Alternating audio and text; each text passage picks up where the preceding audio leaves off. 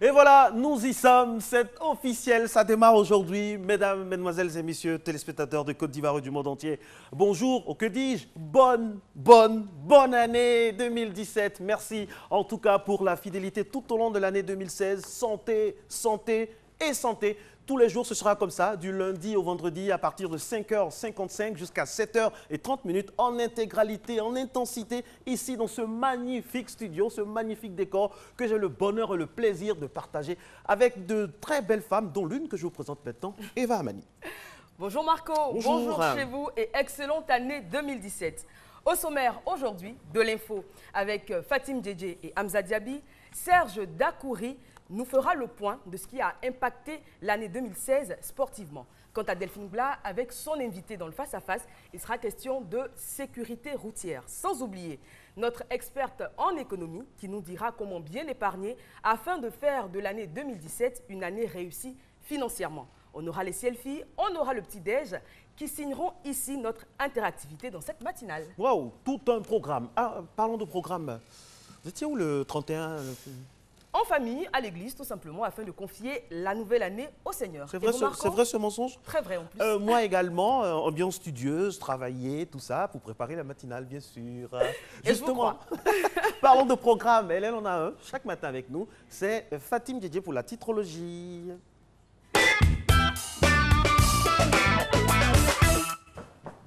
Bonjour Eva, bonjour Marco, bonjour à tous et bonne année 2017. Ce lundi 2 janvier, plusieurs journaux reprennent le message du chef de l'État adressé à la nation. On le voit à la une de Fraternité Matin, vice-président, députés de la 3e République seront tous en place ce mois-ci. C'est le cas aussi de l'Intelligent qui vous promet l'agenda de la mise en place des institutions de la 3e République.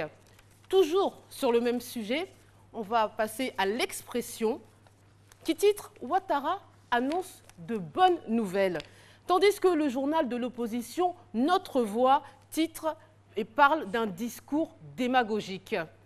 Ce sont donc les principaux titres ce matin, mais il y a aussi la Saint-Sylvestre qui revient à la une de Nord-Sud cette fois-ci qui évoque la fête à gogo dans tout le pays, mais sous haute sécurité quand même. Ce sont les titres que vous serez susceptibles de trouver ce matin. Et je reviens tout à l'heure pour le détail de différents articles. Merci Fatim Djedje, qu'on va retrouver comme ça tous les matins afin de parcourir ensemble les principales manchettes de l'information. Nous sortons des fêtes, on a bien s'est amusé. Eva a fait la teuf jusqu'à pas d'heure, n'est-ce pas? Et Marco également, hein, j'ai eu des échos. Ah bon? Ah oui. À ce qui est sûr. Je suis bien renseigné. Pour rattraper tout ça, mesdames et messieurs, c'est simple. Hein. Si on faisait un peu de sport, genre pour éliminer les toxines, ça tombe bien. Allez, on fait un peu de gym, c'est parti.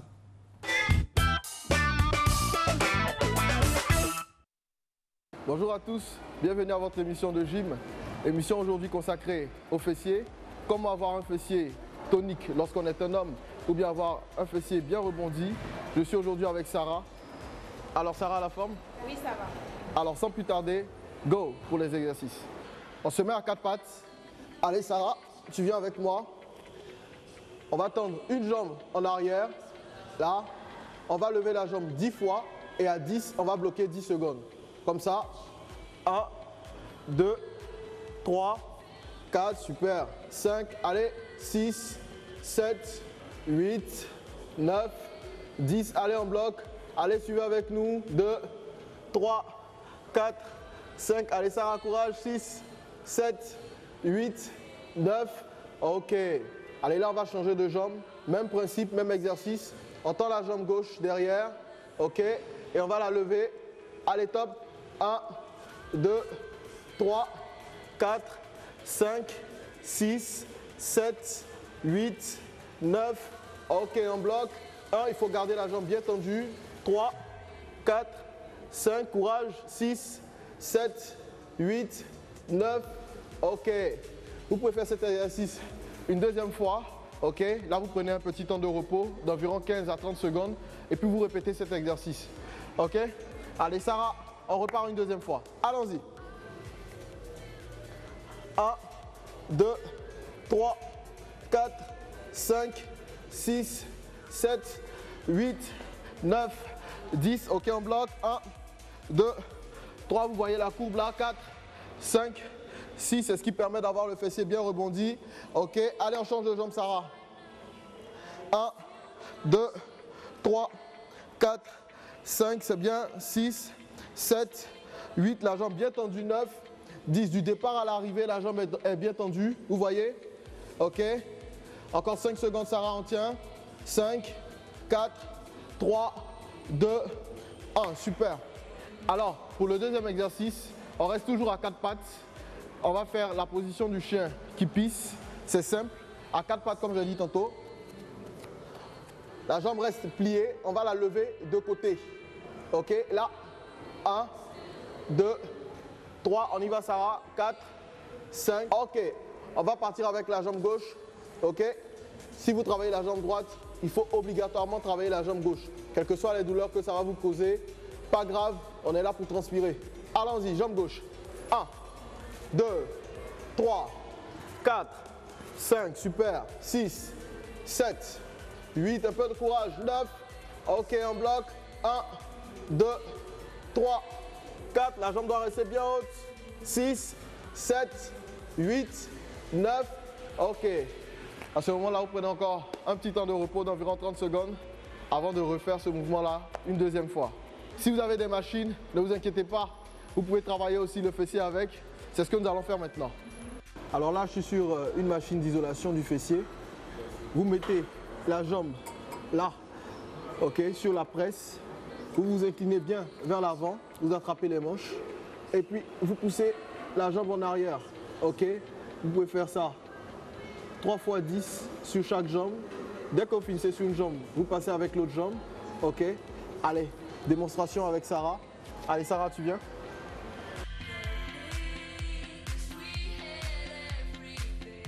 1, 2, super. 3, 4. Vous voyez comment la jambe se tend. C'est une frappe arrière qu'elle fait. Ok. Encore 2, 1 et 2. Alors, lorsque vous finissez avec la jambe gauche, il faut bien évidemment faire avec la jambe droite, ok, pour équilibrer justement la masse musculaire sur les deux jambes. Top, allons-y. 1, même principe. 2, 3, super. 4, 5, encore. 6, 7, même principe. La plante du pied sur la presse et on tend la jambe. 10 fois. Allez. Encore 5, 4, jambes bien tendues. 3, 2 et 1. Vous allez sentir un peu les ischio-jambiers, mais c'est tout à fait normal. Ok. Alors, vous pouvez faire cet exercice en utilisant cette machine, bien entendu, 3 fois par semaine ou bien 3 fois 10. Pour tous les exercices qu'on vous a montrés, vous faites la même chose. 3 fois 10, vous maintenez la jambe 10 secondes bien tendue. Je pense que vous allez avoir des résultats le plus vite possible. Alors, pour aujourd'hui, c'est terminé. Mais je vous donne rendez-vous demain pour un autre numéro de gym. Merci au coach Fabrice. J'espère que vous avez suivi attentivement ce cours. Passons à présent à un mot mystérieux que j'ai annoncé à l'entame de cette émission, le selfie. Alors, vous l'aurez compris, c'est la fusion du ciel et du selfie. Et le principe, il est tout simple. Il suffit de faire une photo de vous le matin au réveil avec le ciel en arrière-plan et de nous faire partager tout simplement cet instantané. Alors, je suis d'avis avec Confucius qui disait qu'une belle image vaut mieux que 1000 mots. Passons donc aux images. Selfie. Philosophe.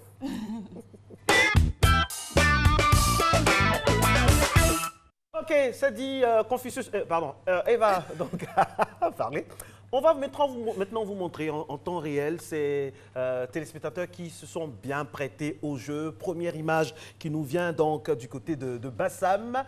Magnifique composition d'image. On ne voit pratiquement pas le visage avec le soleil qui est en train de se lever. C'est du côté d'Azuretti. Monsieur Ewi Mian Albert qui nous envoie à l'instant cette photo. Merci beaucoup pour cette spontanéité. Passons à présent à la seconde image. Grâce à Christelle Akoussa qui est aux commandes de cette émission. Alors, cette image nous est envoyée par Monsieur Kakou Bertrand qui se réveille ce matin du côté de Trècheville. Alors, on voit bien qu'il y a un contraste, le visage n'est pas très perceptible, mais en tout cas, on voit des immeubles derrière, un palmier à ce qu'il me semble, et le ciel qui est très beau. Merci, excellent réveil à vous. Alors, on continue, c'est pas fini au niveau des selfies avec cette image assez sympathique et qui nous vient de la Riviera, Odette Kwame, magnifique, qui saisit le soleil. Autant suspends ton vol pour rester dans la spirale de la philosophie initiée par Eva Mani. Et c'est moi la philosophe. Autant suspends ton vol avec cette belle image. En tout cas, merci de jouer le jeu, merci d'être avec nous. Je rappelle, tous les matins de 5h55 à 7h30 en direct, en intégralité. Et surtout, en beauté. Alors, pour partager avec nous vos instantanés, il suffit tout simplement d'aimer notre page Facebook. C'est @MatinBonheurOfficiel. @MatinBonheurOfficiel. Vous allez tout simplement poster votre photo avec votre nom et le lieu. Bien évidemment, vous avez pris la photo et puis nous nous ferons un plaisir de diffuser cette photo dans la grande communauté Matin Bonheur, donc ici déjà à l'antenne et également sur les réseaux sociaux. Marco. Alors, la suite maintenant, nous allons aller dans tout ce qui est discussion, échange. Nous avons le grand plaisir de recevoir dans un instant seulement Monsieur le directeur général de l'Office de sécurité routière et ça, c'est dans la rubrique Instant Vérité.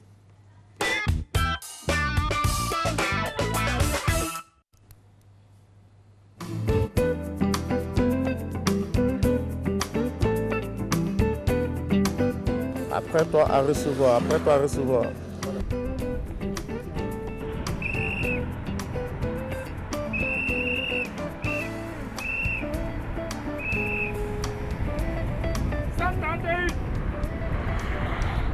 Nous sommes au PK 25 et nous sommes en train de contrôler les vitesses au niveau des automobilistes. Voilà l'opérateur qui manipule effectivement l'appareil et qui va communiquer à l'équipe qui est stationnée à quelques 2 km d'ici les indications concernant les véhicules en infraction. Première cause des accidents de la route en Côte d'Ivoire est l'excès de vitesse. C'est pour éviter que la route continue d'endeuiller des familles que l'OSER, l'Office de sécurité routière, a décidé de renforcer ses actions de prévention grâce au radar. Il y a une réglementation qui existe sur la limitation des vitesses. Et donc, s'il y a une réglementation, il faut bien l'appliquer. Pour l'appliquer, il faut la contrôler. Deuxièmement, le contrôle est rendu nécessaire parce que la vitesse est un facteur aggravant en cas d'accident et il faut véritablement lutter contre ce risque important d'accident. C'est pour ça que nous utilisons les radars pour effectuer ces contrôles et par ce biais, nous réussissons effectivement à réduire les risques d'accident liés à la vitesse excessive. Et je peux vous dire que depuis la mise en service du radar en 1997, nous sommes passés d'un taux de gravité des accidents de 20% à un taux de l'ordre de 6% en 2014 au plan national. Cette visite de terrain a aussi permis au directeur général de l'OSER d'encourager ses agents dans leurs efforts.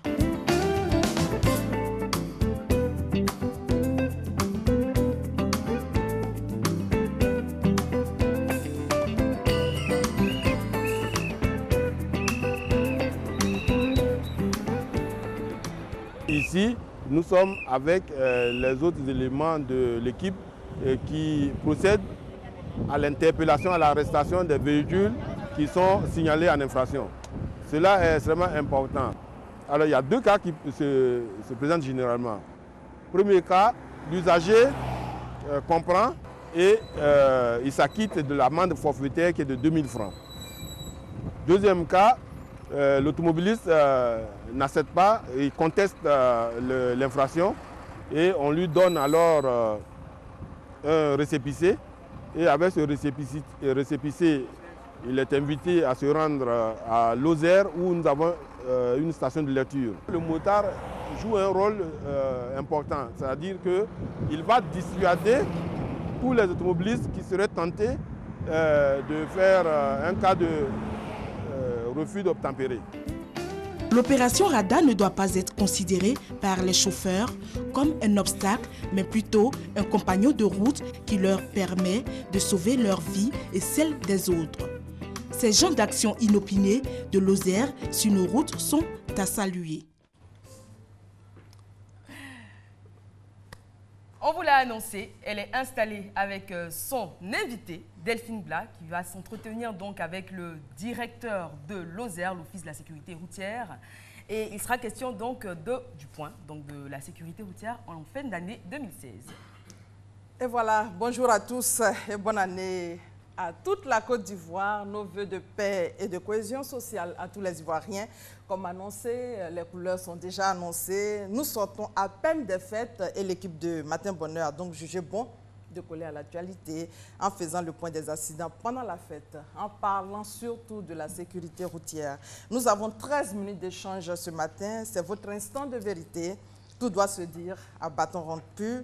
Notre premier invité, le directeur général de Lozère, que nous avons vu tout à l'heure à l'écran. DG, bonjour. Bonjour, madame. Bonne année à vous. Merci. Bonne année à vous aussi et à votre famille et à toute la RTI. Une première préoccupation, pourquoi pendant les fêtes, il y a plus d'accidents? Oui, d'abord, première chose, c'est que c'est un moment de très important déplacement, des déplacements massifs. Donc, forcément, augmentation des risques d'accident. Mais un risque ne veut pas dire forcément accident avéré. Alors, il y a des accidents aussi parce que les comportements des usagers ne sont pas bons. Non-respect du code de la route de manière générale.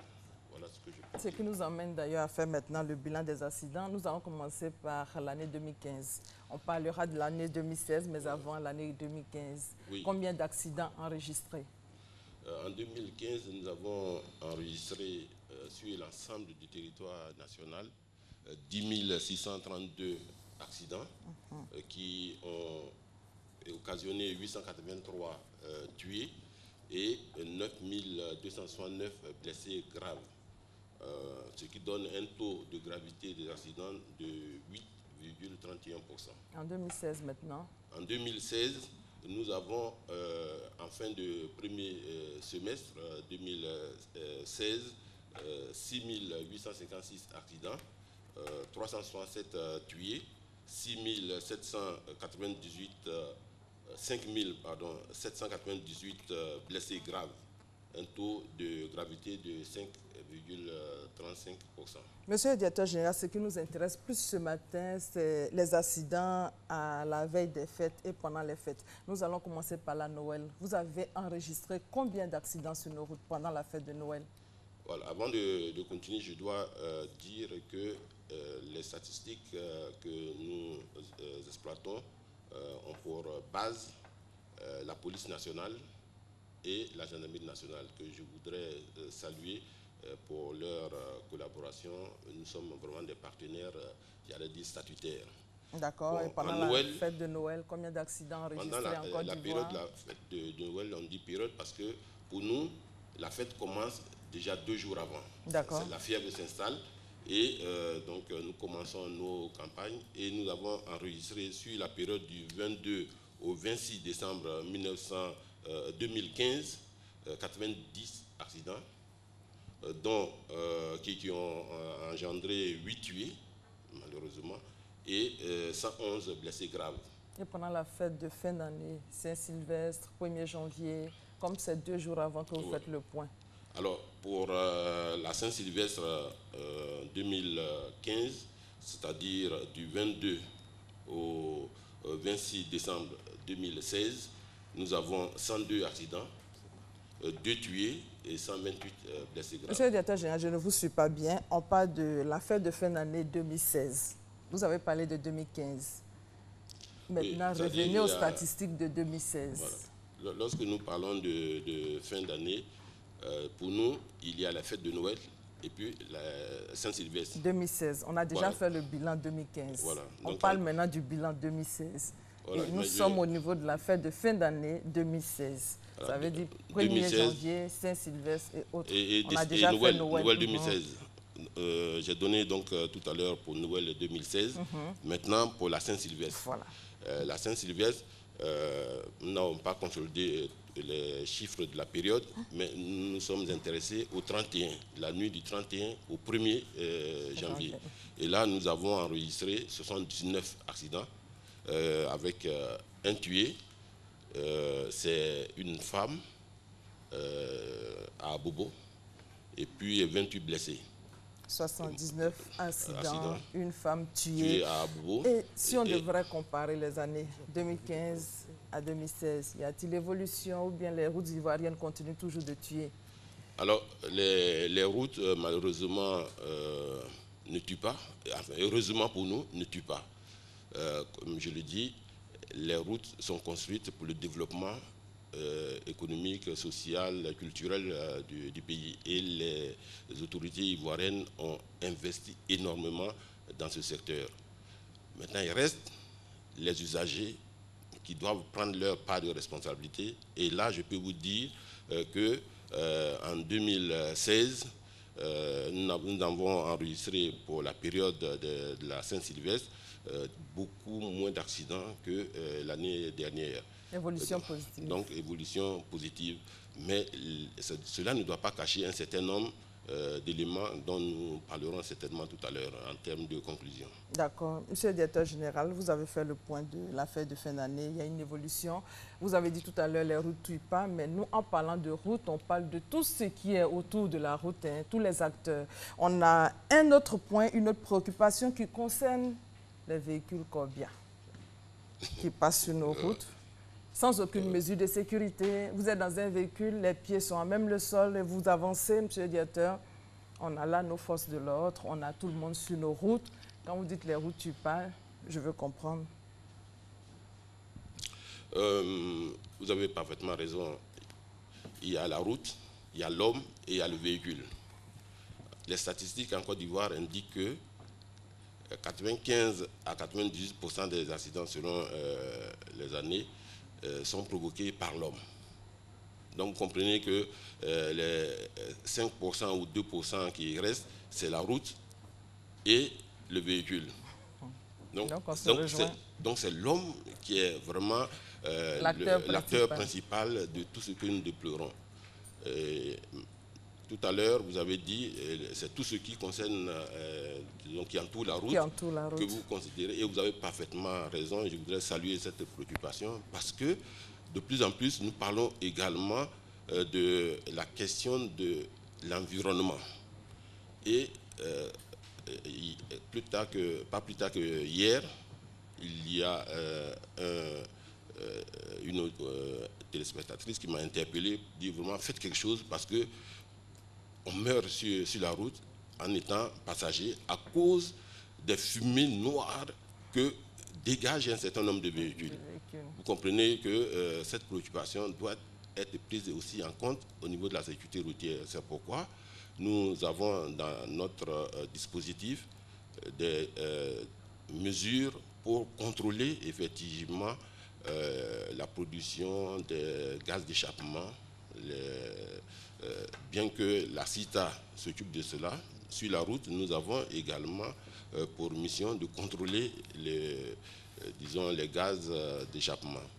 Parce qu'au moment où toute la planète est mobilisée, vous comprenez, pour lutter contre les gaz à effet de serre, la Côte d'Ivoire ne peut pas rester en marge. Vos mesures prendront effet quand? Parce qu'on continue de voir ces véhicules tous les jours en train d'empoisonner les Ivoiriens sur les routes et ça ne date pas d'aujourd'hui. Quand?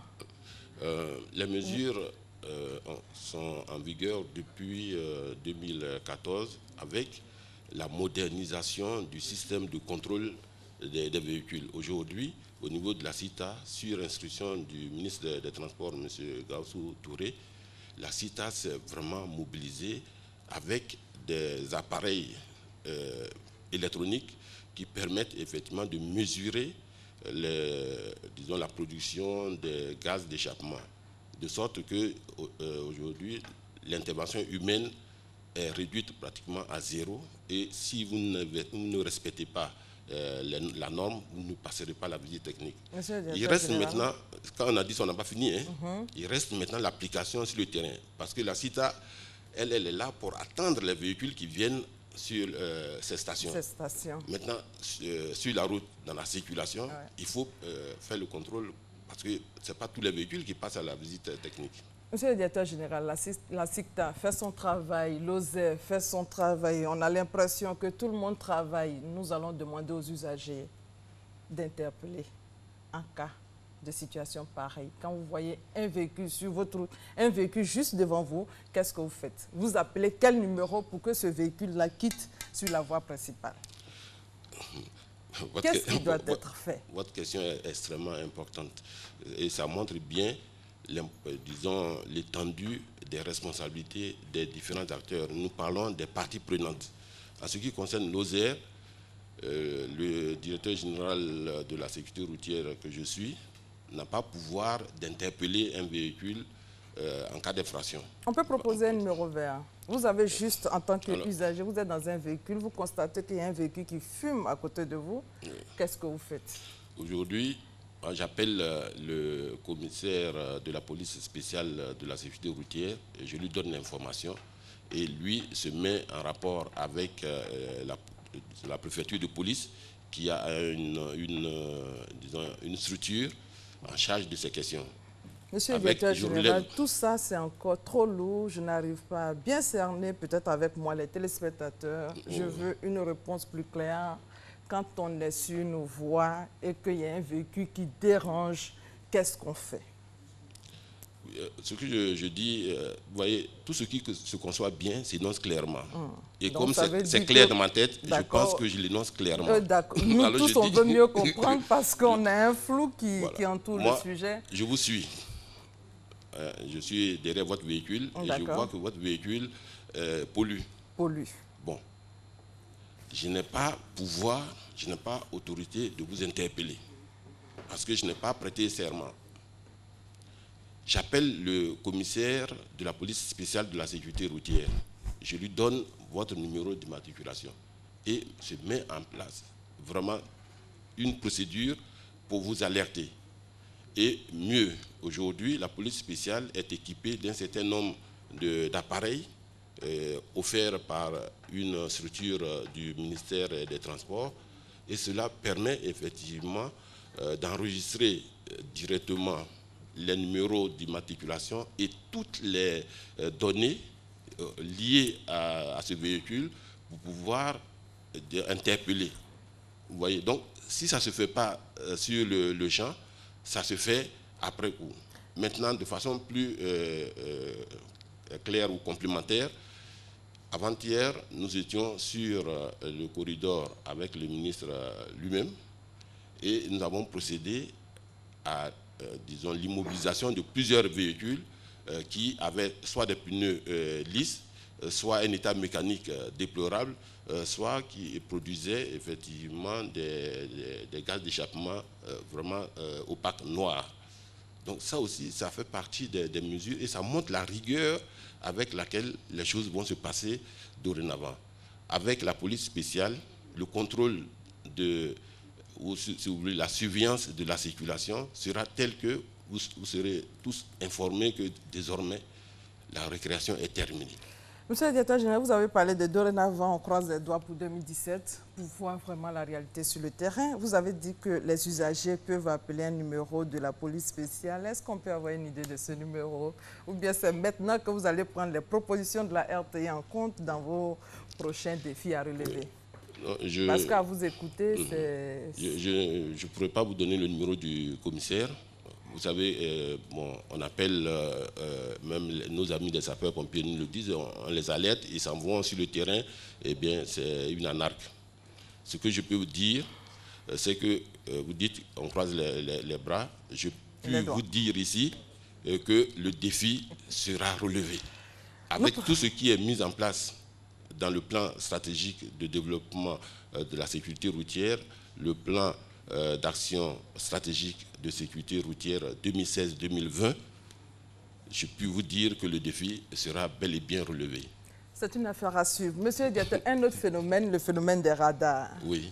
Lorsque le radar, vous êtes flashé par le radar, aucune possibilité de vérification sur place.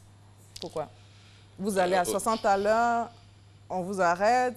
Vous étiez à 100 et quelques et vous ne pouvez pas constater, mais vous avez les frais à payer sur place. Oui, le système, depuis 1997, a été mis en place de telle manière que les contestations puissent être traitées au siège de Lozère, dans ce que nous appelons la station de lecture. Les cartes mémoire de notre système de radar sont téléchargées sur un disque dur, et là, vous visionnez effectivement votre infraction. Mais sur le terrain, le système n'avait pas à l'origine prévu de faire en sorte qu'on puisse vérifier sur le terrain, parce que cela créerait beaucoup plus de problèmes. Imaginez-vous que 10, 15, 20 contrevenants, contestataires, s'alignent pour chercher à vérifier et remonter jusqu'à l'appareil. Ça peut créer même des risques d'accident. Monsieur le directeur général... Mais il y a une évolution. Encore une évolution. Ce sont des sujets très vastes que nous avons abordés ce matin. Non, parce que l'évolution, c'est la base même du développement. Le développement doit donner une place importante à l'évolution de ce qu'on sait faire aujourd'hui. Et cette évolution, si vous voulez, on peut en parler prochainement. Vous aurez d'autres tranches prochainement. Et je pense que vous avez parlé que d'évolution. Nous pensons que 2017, vous aurez beaucoup de défis à relever.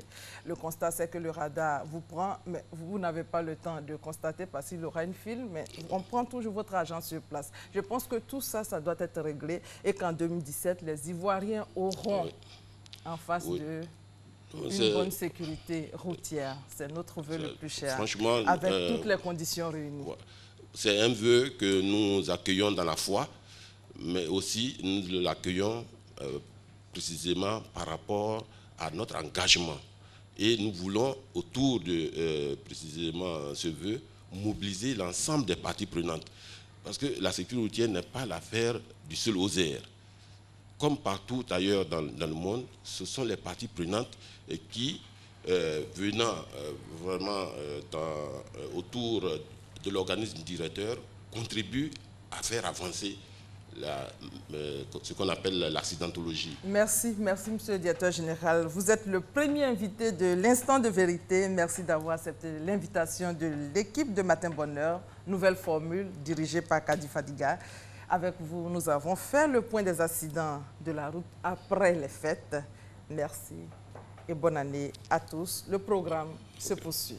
Merci beaucoup. Merci Delphine. Merci, Delphine, Delphine. donc, avec qui nous avons eu la grande chance d'avoir Monsieur le directeur général de l'Office de sécurité routière, gardien de la sécurité sur les routes concernant les Ivoiriens. On espère que les perspectives seront très bonnes pour cette année 2017 qui s'ouvre à nous comme un magnifique boulevard. Justement, parlant de boulevard, celui que va emprunter maintenant cette émission va se déposer aux alentours de la météo. La preuve.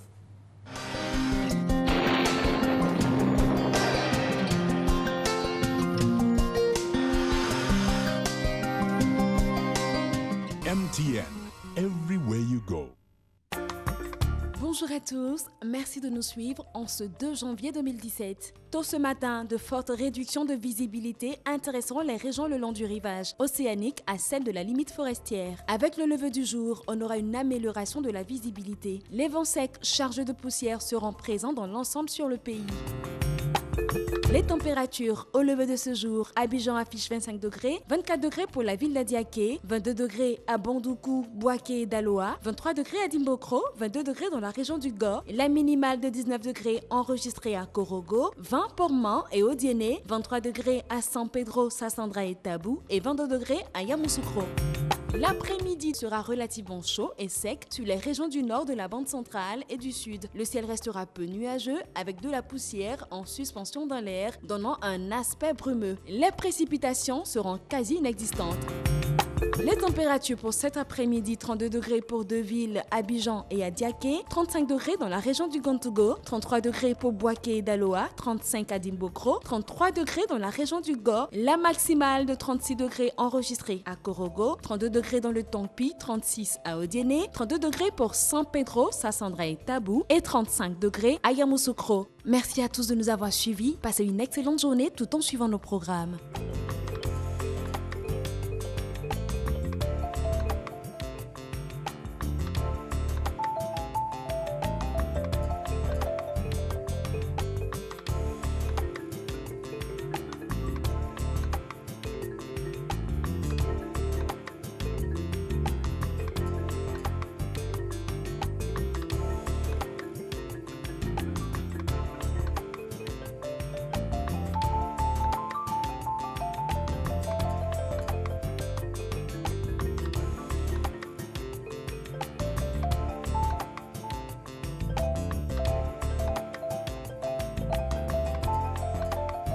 MTN, everywhere you go.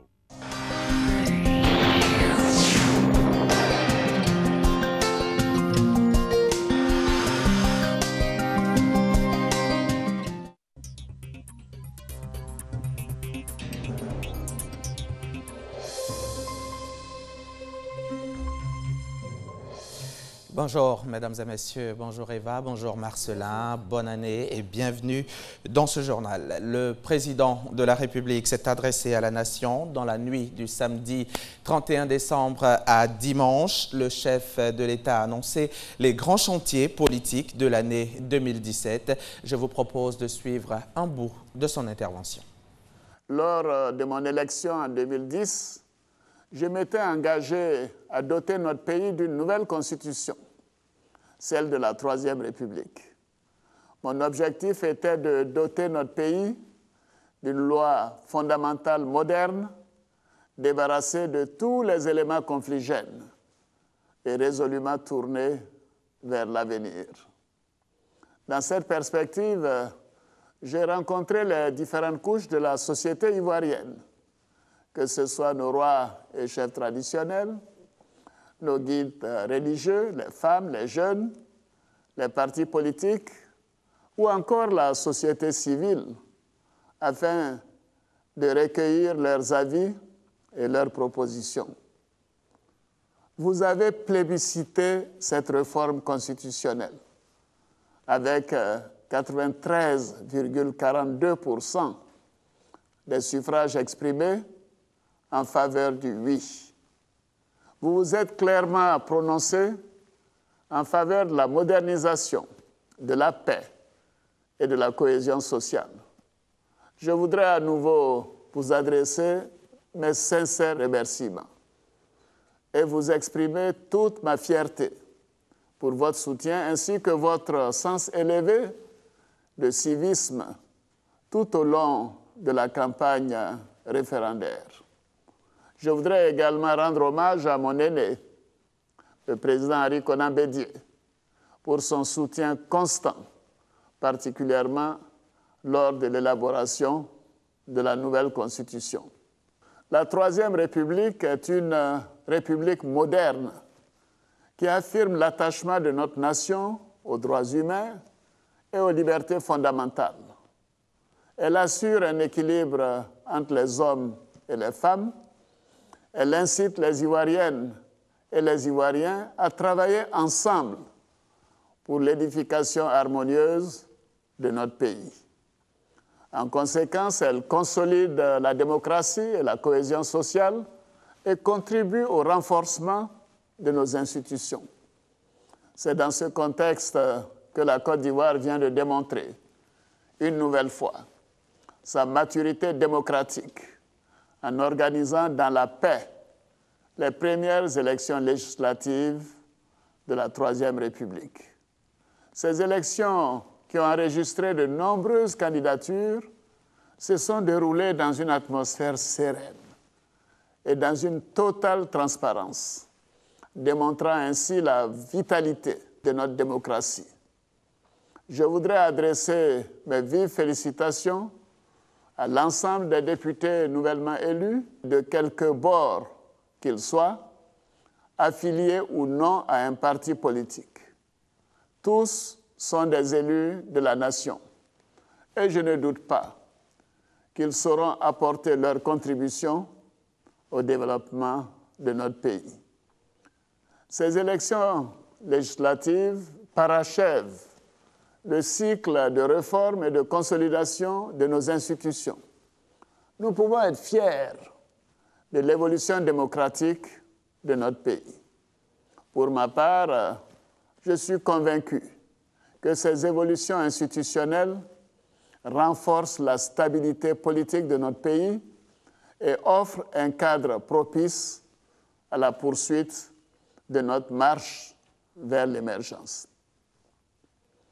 Ivoiriennes, Ivoiriens, chers frères, chères sœurs, à présent, des échéances importantes nous attendent en 2017, car il nous faut procéder à la mise en place des institutions de la Troisième République. Dès le début de l'année, la nouvelle Assemblée nationale sera installée. Par ailleurs, conformément à l'article 79 de la Constitution, je procéderai à la nomination du vice-président de la République. Enfin, nous procéderons à la mise en place du Sénat. L'objectif de tous ces changements institutionnels est de moderniser notre pays pour atteindre l'émergence à l'horizon 2020. Je n'entends rien, ça fait 15 fois que je... Le président de la commission électorale indépendante Youssouf Bakayoko a fait le point hier des dernières élections législatives.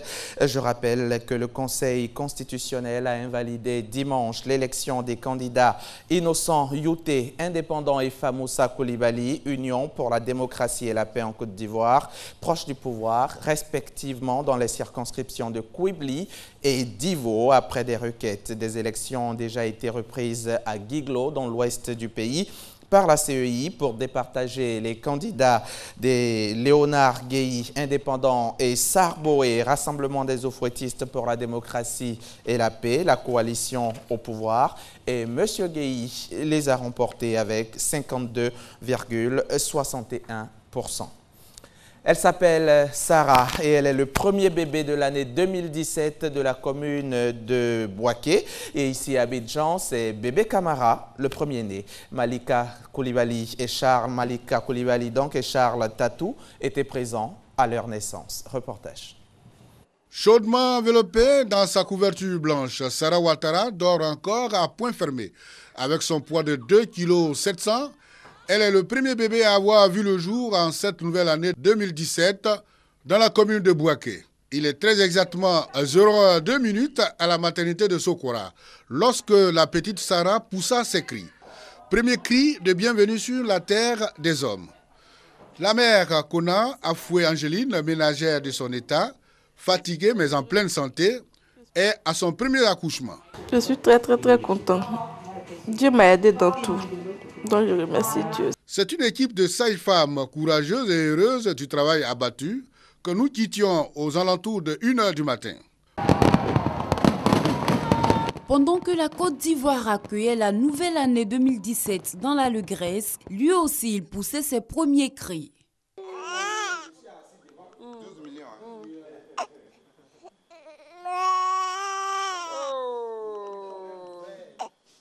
Minuit 00, c'est l'heure à laquelle le petit Camara est né. Il est le premier bébé de l'année ici au centre de santé urbain communautaire d'Angré. Une position qui en rajoute à la joie des parents. Je suis heureuse parce que l'enfant a béni mon année. C'est pas donné à tout le monde de naître comme ça, minuit 00 là. Donc je suis très heureuse. Je suis très heureux. Premier, on l'attendait impatiemment et puis il est arrivé. L'aîné de la famille Camara est inscrit dans le livre des records. Premier fils de ses parents et premier bébé né en 2017 au CSU d'Angré. 1er janvier, premier jour de l'an, c'est la fête, une fête au cours de laquelle les populations se retrouvent en famille ou entre amis. Et pendant que certains sont en fête, d'autres sont au travail, à leur poste pour assurer la permanence ou le service minimum. Notre reporter Koné Pargassoro a sillonné pour vous quelques services dans le district d'Abidjan. Son compte rendu. 1er janvier 2017, nouvel an, jour de fête. Ces agents du groupement des sapeurs-pompiers militaires de l'Indigné sont à la tâche. Il leur faut assurer la garde pendant cette fête en vue de secourir et sauver des vies. Oui, bonjour madame. Oui, les pompiers vous écoutent. Allô? Autre service, même réalité. Aux urgences et à la salle d'accouchement du CHU de Yopougon, pas de répit pour brancardiers, médecins, infirmiers, aides-soignants et sages-femmes. On a reçu des cas, il y a certaines personnes à qui on a fait les dossiers qui sont montés en hospitalisation et tout. Depuis matin, nous travaillons. Les autres peuvent aller fêter, mais nous sommes là pour pouvoir assurer le bien-être des gens. Et dès qu'il y a un problème, il faut qu'un médecin sait qu'il doit être de garde. Donc, c'est mon travail, je suis là. À Radio Côte d'Ivoire, il est 12 h. C'est l'heure du journal. Rédacteur en chef, journaliste, reporter, technicien, tous sont présents. C'est un choix qu'on a fait, l'objet de l'assumer jusqu'au bout. Donc on est là pour aider les agents à accomplir leurs tâches, il n'y a pas de problème. Tout comme à Radio Côte d'Ivoire, à la maison de la télévision à Cocody, le chef de permanence et son équipe ainsi que le monteur préparent le journal télévisé. À quelques pas de là, le commissaire du 8e arrondissement de Cocody, Oufou Hyacinthe et ses hommes sont à leur poste. À preuve, ils enregistrent des plaintes de certains habitants de la commune. Selon les responsables des différents services visités, il est important d'être présent à son poste en ces jours de fête en vue de contenter les populations dans leur ensemble. Pendant le réveillon du Nouvel An, les Ivoiriens et les populations n'ont pas vécu la Saint-Sylvestre de la même manière. Certains ont préféré rester chez eux, faute certainement de moyens ou d'autres raisons. Par contre, d'autres ont préféré encore sortir, aller dans les lieux de réjouissance. Comment toutes ces personnes, toutes ces populations ont-elles vécu la Saint-Sylvestre, le réveillon de la Saint-Sylvestre? Élément de réponse avec Davis Oyo et Franck Quadio.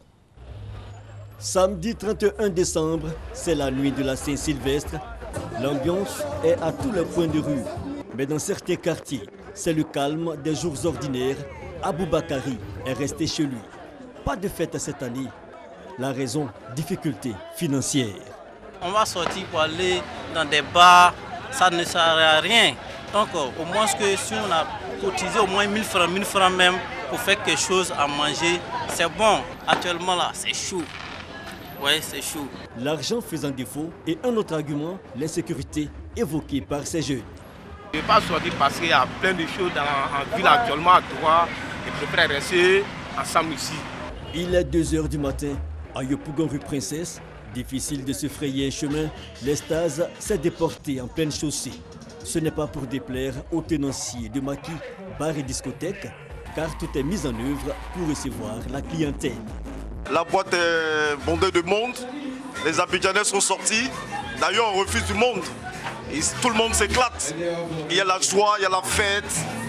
En tout cas c'est vraiment beau, c'est vraiment beau. C'est la joie hein, partout dans le monde entier, tout le monde est là, on s'amuse. Aujourd'hui c'est un jour, je peux dire sacré pour tout le monde. Les bars, maquis, discothèques et même les plus petites caves sont pris d'assaut par les noceurs du 31 décembre. Objectif, s'amuser pour commémorer la Saint-Sylvestre. La Saint-Sylvestre, moment de festivité pour tous les Ivoiriens. Chacun y va de sa petite astuce pour sacrifier au dernier rendez-vous de l'année, même si certains, par manque de moyens, n'ont pu la célébrer comme ils le souhaitaient. C'était un reportage de Davis Oyo, commenté pour vous par Franck Quadio. La mission de promotion de la foi et de l'illustration de l'Église, c'est ce que l'association Notre-Dame de Salut fait au quotidien depuis sa création. Et pour cette année 2017, les activités vont se poursuivre et s'annoncent encore difficiles. Alors, pour entrer dans cette nouvelle année, les membres de cette association et les responsables religieux se sont retrouvés à leur siège de Cocody Riviera pour demander à Dieu de guider leurs pas.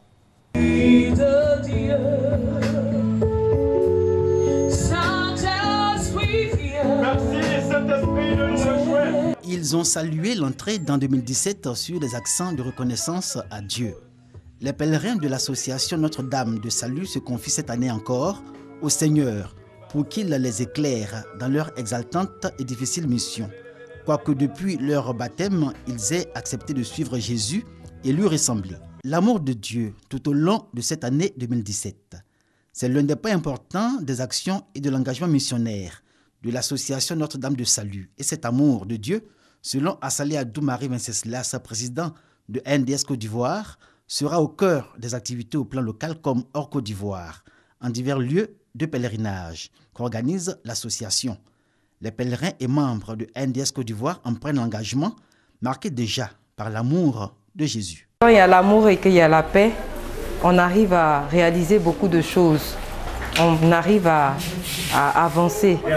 Et personnellement, je demande au Seigneur la joie de la réconciliation, l'amour. Que par cette association, les pèlerins découvrent la grandeur de Dieu et la puissance et l'intercession de notre très sainte Mère, la Vierge Marie. Cette première rencontre de 2017 a été un temps de méditation sur la mission assignée à chaque chrétien à travers les lectures des évangiles selon Saint Luc et Saint Matthieu. 2017, une année placée sous le signe de Marie, Mère de Dieu. L'actualité hors de nos frontières. À présent, le ministre burundais de l'eau et de l'environnement a été tué par balle par un agresseur inconnu tôt dimanche matin dans la capitale Bujumbura, selon la police locale. Ce meurtre est le premier visant un ministre depuis que le Burundi a plongé dans une grave crise politique avec la volonté du président Pierre Nkurunziza de briguer un troisième mandat en 2015 et intervient après plusieurs mois de calme relatif. Au Nigeria, une fillette de 10 ans s'est approchée d'une foule rassemblée autour d'un restaurateur de rue pendant la soirée de Nouvel An à Maïdougouri, dans le nord-est du pays, dans une tentative d'attentat suicide. Selon des témoins, elle a fait exploser sa ceinture quelques mètres avant d'atteindre sa cible. Elle est morte instantanément et une personne a été gravement blessée après avoir reçu des éclats de l'explosion. L'attaque n'a pas été revendiquée dans l'immédiat, mais le procédé est celui généralement utilisé par le groupe djihadiste nigérian Boko Haram. En bref, les patrouilles mixtes dans le nord du Mali, en prélude du processus de désarmement qui devait regrouper mouvements armés et éléments de l'armée malienne, n'ont pas encore commencé. Le contingent des ex-rebelles de la SEMA, la coordination des mouvements de l'Azawad, parti de Kidal, est bloquée à la périphérie de Gao, d'autres mouvements armés refusant que ces patrouilles se déroulent sans eux. Et puis, pour terminer, le premier procès en France dans l'affaire dite des biens mal acquis s'ouvre ce lundi 2 janvier devant le tribunal correctionnel de Paris. Théodorin Obiang, 47 ans, fils du président de Guinée équatoriale, est poursuivi entre autres pour détournement de fonds publics et corruption. Théodorin Obiang Nguema, vice-président de son pays, est accusé de s'être bâti en France un patrimoine considérable en détournant l'argent public de son pays. L'affaire dite des biens mal acquis touche bien d'autres pays africains depuis une décennie. Voilà, c'est la fin de ce journal. Merci de l'avoir suivi et à demain matin, 6h30, RTI1. Merci à vous, Hamza Diaby. On a eu beaucoup de plaisir à écouter donc les informations ce matin. Tous les jours, dans Matin Bonheur, vous aurez donc la première session d'information de la journée. On continue avec les infos et cette fois, on retrouve avec beaucoup de plaisir la sémillante Fatim Djedje pour la revue de presse.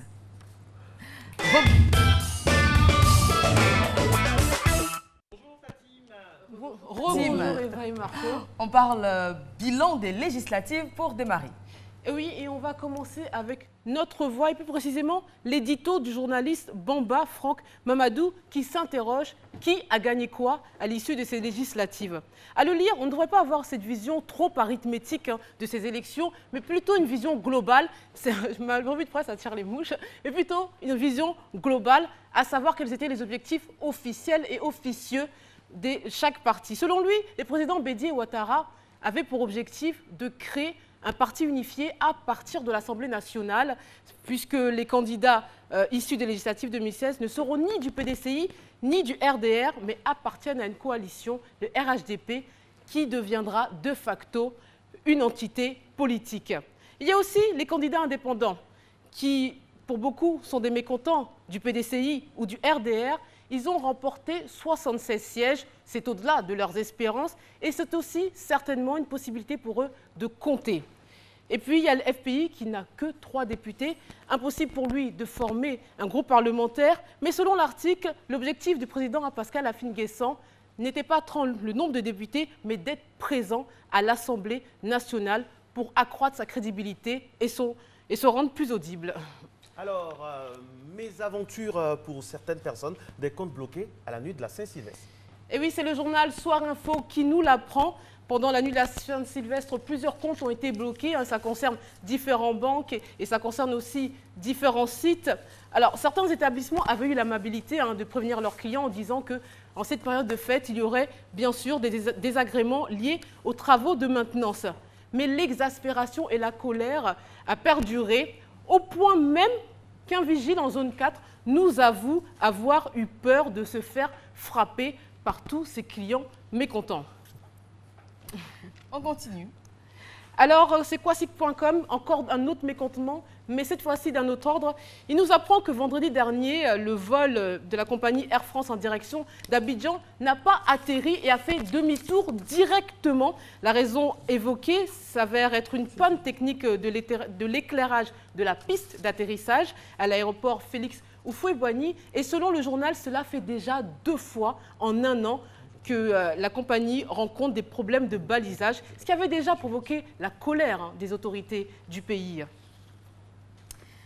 On passe à l'insolite ou avant? On va passer à l'international. À l'international, très bien. Grâce à Courrier International qui nous propose un diaporama des unes de la presse que vous avez déjà certainement vu. Souvenez-vous de cette photo. Ça se passe aux États-Unis d'Amérique. Lors d'une manifestation, cette femme se dresse pacifiquement devant les forces de l'ordre pour justement manifester sa colère suite à la mort d'un jeune afro-américain causée par des bavures policières.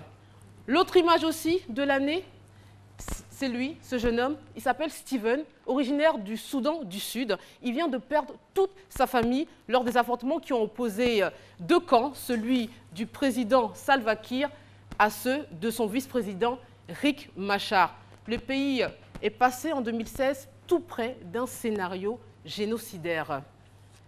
Une autre image va apparaître et vous allez reconnaître le drapeau turc. Nous sommes à Istanbul. C'est au lendemain de la tentative de coup d'État échoué qui a été orchestrée par un petit groupe de militaires. Et là, nous sommes dans la nuit du 15 au 16 juillet. Et depuis, les autorités ont procédé à une véritable purge dans le pays. Merci beaucoup. On continue? On continue? Oui, on continue. On est tout de suite, nous, on aime bien Fatima. Alors poursuivons, vous voyez là, ce sont des migrants qui tentent de traverser la mer Méditerranée. Alors, ils sont à 22 km des côtes libyennes. Et en 2016, selon les Nations Unies, ce sont près de 300 000 migrants ou réfugiés qui ont traversé la Méditerranée, et souvent au risque et au péril de leur vie. Autre image qui vous aura certainement marqué. Vous reconnaissez cet avion? C'est le Air Force One, je vous donne en 1000, qui est dedans, Barack Obama et toute sa famille qui sont sur le point d'atterrir à Cuba. Et oui, c'est un symbole fort du réchauffement des relations entre Cuba et les États-Unis d'Amérique, puisqu'il n'y a pas eu de visite présidentielle depuis 1928. Et on va terminer ce tour de monde en images avec Bolt, le chouchou de tous les fans d'athlétisme, j'ai envie de vous dire. Vous vous souvenez, c'était pendant les Jeux Olympiques de Rio. Et pendant la demi-finale du 100 mètres, la foudre Bolt a eu le temps de jeter un coup d'œil sur son concurrent canadien André de Grasse. Et Bolt a remporté cette finale et, bien sûr, un 3e titre consécutif. Et on va clore cette revue de presse avec l'insolite. Tout à fait, un peu de légèreté pour finir cette revue de presse chargée en mécontentement. Alors c'est le site du Parisien qui nous révèle, ça se passe en Italie. Je vais d'abord vous poser le cadre. Comme vous le voyez, ça se passe à Rome, il y avait un spectacle organisé que pour les enfants. Mais on ne sait pour quelle raison, le chef d'orchestre de ce spectacle, à la fin, s'est présenté devant la salle et a dit « De toute façon, le Père Noël n'existe pas ». Bon, ce n'est pas totalement faux, mais était-ce le lieu? Était-ce opportun de dire ça à cette bande d'enfants? Eh bien non, il faut croire que non, puisqu'elle a été licenciée immédiatement après la grogne des parents. Il faut croire qu'il n'a pas respecté l'esprit de Noël, ou il a été traumatisé dans sa jeunesse. Tout à fait, mais en tout cas, ce qui est sûr, mesdames et messieurs, c'est qu'elle existe, et elle sera avec nous chaque fois pour nous apporter sa vista à l'occasion, bien sûr, de la revue de presse et de la titrologie à l'entame, bien sûr, de ces matinales. Matin bonheur, vous faites bien d'y être, c'est tous les jours, on l'a dit, donc lorsque nous lancions les vannes de ce rendez-vous aux alentours de 5h55, c'est jusqu'à 7h30, en compagnie, bien sûr, de la gracieuse, la magnifique Eva Mani qui nous apporte sa beauté. Franchement, les compliments, ça va devenir payant maintenant. Allez, après la partie presse, la partie donc information, on aura un autre port de l'information, mais cette fois en sport. Et quand on parle de sport en Afrique de l'Ouest, en Côte d'Ivoire, bien sûr, c'est lui, Serge Dakouri est avec nous.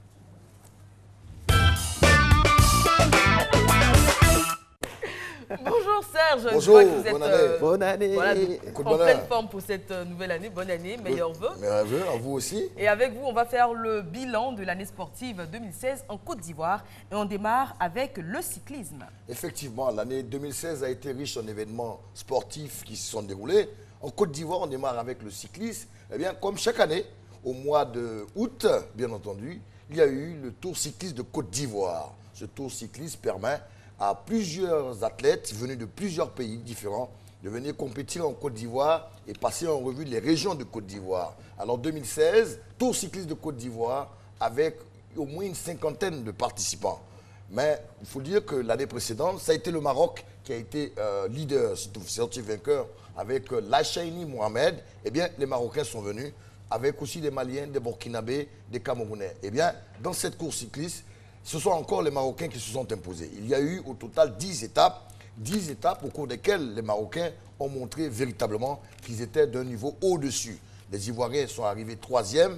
Une seule étape a été remportée par le meilleur Ivoirien, Cissé Isiaka, mais le reste du temps, c'est le Maroc qui a été sur le haut du pavé. Eh bien, cette année, c'est un certain Mouni El Ouhadj qui est sorti vainqueur de ce Tour cycliste. Pendant pratiquement 3 semaines, ils ont tenu en haleine tous les Ivoiriens, en passant par Yamoussoukro, le nord de Côte d'Ivoire, avec Korogo, Katiola et tout. Eh bien, au finish, c'est le Maroc qui s'est imposé dans ce Tour cycliste où 51 coureurs ont compéti. Eh bien, le Maroc, encore une fois de plus, a récidivé en sortant vainqueur. Et là, nous allons basculer maintenant dans un autre sport assez passionnant, le handball. Oui, on passe de la petite reine à la balle avec le handball, avec la Coupe d'Afrique des clubs champions qui s'est déroulée du côté de Ouaga au Burkina Faso. Eh bien, cette Coupe d'Afrique des clubs champions a permis à 2 clubs ivoiriens, le Red Star en hommes, champion de Côte d'Ivoire, et Bandama Tiasalé en dames, qui étaient les représentants de la Côte d'Ivoire. C'était la crème des crèmes du handball, puisque l'Angola, avec ses clubs comme le Petro Atlético et Progresso, était présent. L'Espérance de Tunis et le TKC du Cameroun, Nairobi Water du Kenya, eh bien, la Côte d'Ivoire n'a pas été au niveau. Au premier tour, nos 2 équipes ont été laminées, ont enregistré 5 matchs, 4 défaites et une seule victoire. Eh bien, la Côte d'Ivoire, malheureusement, les 2 équipes ivoiriennes sont sorties par la petite porte. Il faut rappeler que ce tournoi a été remporté chez les dames par l'Angola, par le Petro Atlético, et chez les hommes par le club de l'Espérance de Tunis. On va sortir de la Côte d'Ivoire, sortir même de l'Afrique, puisqu'on se rend à Rio pour les JO 2016. Parler de sport en Côte d'Ivoire 2016 sans parler de Rio de Janeiro serait un crime de lèse-majesté. Pourquoi? Vous savez très bien que la Côte d'Ivoire est rentrée dans le panthéon des grandes nations avec la médaille d'or obtenue par Cissé Salah, avec la médaille d'or en taekwondo et aussi la médaille de bronze par Gbagui. Oui, tous les Ivoiriens ont vécu cette grosse expérience. C'était du 5 au 21 août dernier, du côté de Rio de Janeiro, où, bien entendu, Cissé Salah, pour la première fois de l'histoire, dans un combat de taekwondo dans la catégorie des moins de 80 kilos, a permis à la Côte d'Ivoire de rentrer dans l'histoire. Et oui, face à son compagnon, son adversaire britannique, dans les dernières secondes, grâce à un coup de pied ravageur, il a permis à la Côte d'Ivoire de rentrer dans l'histoire et obtenir sa première médaille d'or. En tout cas, les Ivoiriens ont vibré ce 20 août 2016. Eh bien, Cissé Salah a permis à la Côte d'Ivoire de glaner une médaille d'or. Gbagui pour la jante féminine ivoirienne n'a pas été en reste, puisqu'elle a permis aussi à la Côte d'Ivoire d'obtenir la première médaille de bronze dans les Olympiades. En tout cas, ça a été un événement majeur, fêté avec tout le faste possible, puisqu'ils ont été reçus en Côte d'Ivoire avec les honneurs de la nation, sans oublier les cadeaux et les récompenses donnés par le chef de l'État, son Excellence Alassane Ouattara. On parle de 60 millions et une villa, ça ne court pas les rues, et c'était vraiment à la dimension des efforts réalisés par ces 2 athlètes. Alors, parlons de cadeaux, de récompenses. On espère en tout cas que ces derniers en auront. Ces derniers, il s'agit tout simplement des éléphants de Côte d'Ivoire qui, vous le savez, dans quelques jours seulement, participeront à la CAN 2017, à l'instar de plusieurs de leurs homologues de l'Afrique tout entière. Effectivement, les éliminatoires de la CAN 2017 ont débuté depuis plusieurs mois, pendant pratiquement 8 mois, bien entendu. 52 nations africaines ont compéti pour obtenir le sésame d'être à la grande messe du football africain qui démarre dans 13 jours. Je veux parler de la CAN 2017, la Coupe d'Afrique, qui aura comme théâtre des opérations le Gabon. Oui, 52 nations ont compéti et au bout duquel 16 ont obtenu le sésame. Le pays hôte, bien entendu, le Gabon, mais 15 autres ont compéti et la Côte d'Ivoire s'est bien entendu qualifiée avec cette victoire magistrale à Bouaké sur le Mali, 3-1. On nous a été totalement fiers puisque Abidjan étant bloqué pour les travaux des Jeux de la francophonie, Bouaké a accueilli avec beaucoup d'enthousiasme la victoire des éléphants. Et bien entendu, les éliminatoires ont permis donc de voir les 16 qualifiés. Il faut le dire, le Gabon, ce sera le pays hôte. Dans la poule A, il y aura le Gabon. Le Cameroun sera toujours au rendez-vous. Il y aura l'équipe de la Guinée-Bissau qui a sa première CAN. Et il y aura aussi, bien entendu, le troisième pays, le Zimbabwe. En tout cas, 16 nations dans la poule A, poule B, poule C et poule D vont rivaliser du 14 au 5 février prochain pour la CAN. La Côte d'Ivoire est logée dans la poule C, dans une petite ville du Gabon qui s'appelle Oyem. Eh bien, le premier match des éléphants, ce sera le 16 contre les Togo, les éperviers d'Abdé-Bayor. 4 jours plus tard, la Côte d'Ivoire aura en face la RD Congo. Et en plus, le 24, on finira par le Maroc d'Hervé Renard, un entraîneur qui nous connaît bien pour la simple et bonne raison qu'il a permis, il y a 2 ans, à la Côte d'Ivoire d'obtenir ce sésame à Bataille et à Malabo. Voilà. Et on va continuer avec une compétition qui déferle, qui fait couler beaucoup d'encre et de salive. C'est la Ligue des Champions avec la victoire du Real de Madrid. Oui, ça c'est pour parler de l'Europe. Et bien entendu, 2016 aura été la saison de la Maison Blanche. La Maison Blanche, c'est le Real de Madrid de Cristiano Ronaldo qui, bien entendu, cette année, a obtenu pour la 11e fois cette coupe prestigieuse avec le sac du Portugais CR7. Il faut rappeler que 3 mois plus tard, dans l'Euro organisé en France, avec tout le faste qu'il y a, eh bien, en finale encore, Cristiano Ronaldo et le Portugal sont montés sur le toit de l'Europe. Oui, une finale où la France, organisatrice, était aux prises avec le Portugal. Eh bien, la France a été malheureuse. Ça a été un jour noir au Stade de France. Grâce à un but de EDR dans les prolongations, le Portugal est monté sur le toit de l'Europe, permettant donc à Cristiano Ronaldo d'obtenir 2 sacs dans la même année, une Coupe de Ligue des Champions avec le Real et aussi une Coupe d'Europe avec le Portugal. Vous avez noté plus tard que le Ballon d'Or lui a été décerné, puisque, bien entendu, cette année a été riche en événements pour lui. Une Coupe d'Europe et aussi une Ligue des Champions, consacrant ainsi donc Cristiano, qui a eu son Ballon d'Or il n'y a pas si longtemps, pour le Ballon d'Or France Football, en récompensant le meilleur athlète en football de l'année 2016. Merci Serge Dacoury, c'est toujours avec beaucoup de plaisir qu'on a le grand bonheur de vous recevoir. Je rappelle que Serge sera avec nous le lundi afin de décortiquer avec beaucoup de passion, dont il a seul le secret, toute l'actualité sportive. Bonne année, à bientôt. Oui, bonne année. Bonne année. C'est quoi les résolutions de Serge pour cette année? On va faire beaucoup de repos, on sera un peu encore à fond puisque bien entendu, dans 13 jours démarre la Coupe d'Afrique. Vous serez là-bas? Je pense que je vais travailler pour les besoins de la RTI sur les plateaux ici, avec l'ouverture qui est le 14, Gabon, Guinée-Bissau, pour ouvrir cette grande messe du football africain. Très bien, merci. Beaucoup de repos donc d'ici là. Oui. Et on vous retrouvera en pleine forme déjà lundi prochain. Et puis une fois que la CAN aura démarré sur les différents plateaux de la RTI. Vous avez faim? Oh oui. Ah oui. Il est 7 h. En général, on prend le petit-déj aux alentours donc, de cette heure-là. Et on vous permet ici de partager avec nous votre petit déjeuner. Qu'est-ce que vous mangez ce matin? Le principe est le même que pour les selfies. Partagez avec nous sur notre page Matin Bonheur officielle. C'est la page Facebook, votre petit déjeuner.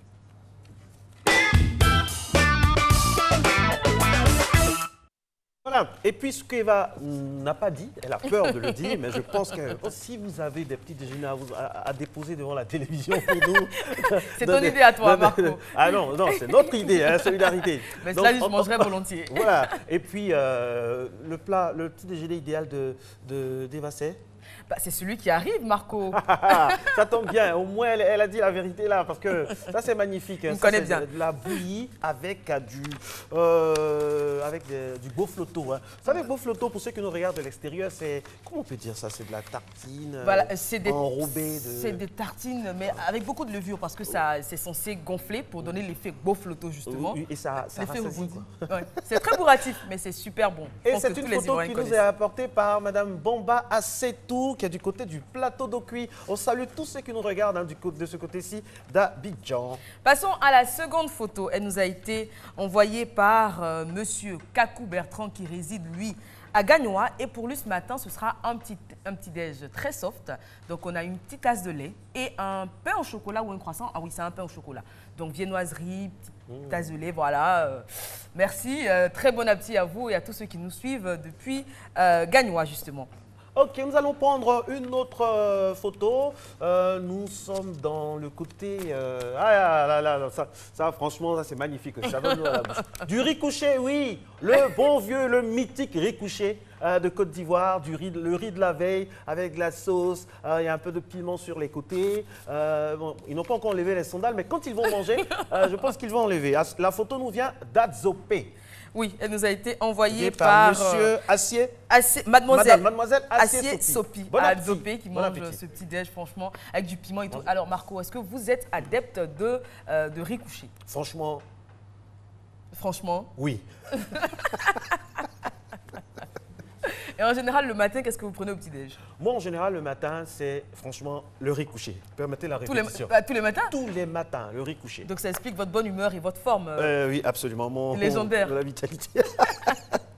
Alors, on rappelle encore une fois que notre page Facebook est à votre disposition. Tout simplement, Matin Bonheur officiel, aimez-la et partagez avec nous déjà vos selfies. On rappelle que l'idée, c'est de partager votre réveil avec surtout le ciel en arrière-plan. Donc, pas de photo au lit, pas de photo au salon, non. Vous pouvez juste sortir la tête de la fenêtre et prendre un selfie et puis le partager avec nous. Ça va être beaucoup de joie que nous allons relayer ici à l'antenne. C'est instantané. Et les téléspectateurs, on vient de recevoir un message. Ils disent, mais Marco et Eva, donnez l'exemple. Nous, on vous promet également. Mais quand on arrive, il fait nuit. Tout est noir. Donc, franchement, en tout cas, on fera tout pour vous donner des photos de nous, de nos selfies à nous-mêmes. La semaine prochaine ou dès demain, on le fait, même s'il fait noir. Hein. Oui, voilà. Parce que c'est vrai que quand on vient, parce qu'on vient ensemble, il faut le dire. Pardon? Il fait très...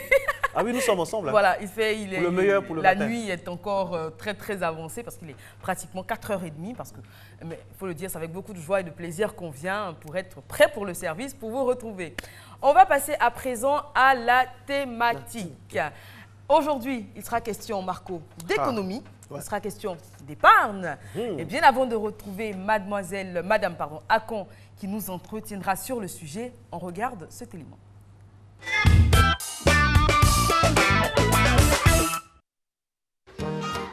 William aime dessiner.